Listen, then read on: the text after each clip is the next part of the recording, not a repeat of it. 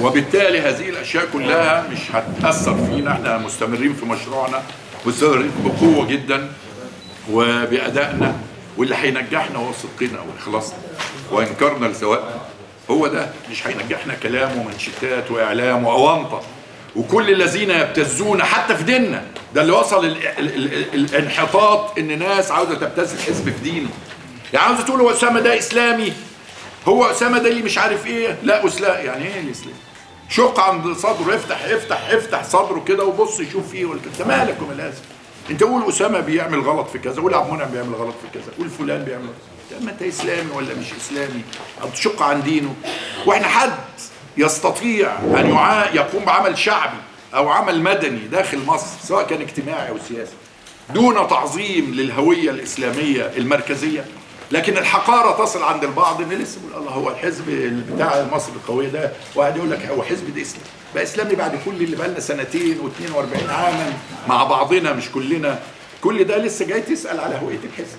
وهو ينفع واحد عنده اي قدر من الاخلاص والذكاء يعمل في مصر وانت بتتكلم؟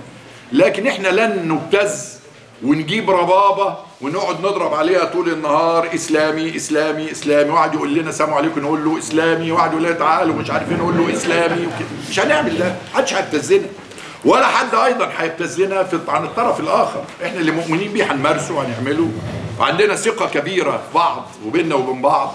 واللي يوم ما احد يضيق عليه توجهاتنا ويضيق عليه ادائنا ويضيق عليه علاقتنا، نحن لا نحب، مش عاوزين نقول له غادرنا ومع السلامه، لا سنظل نحرص عليه ونتحمله.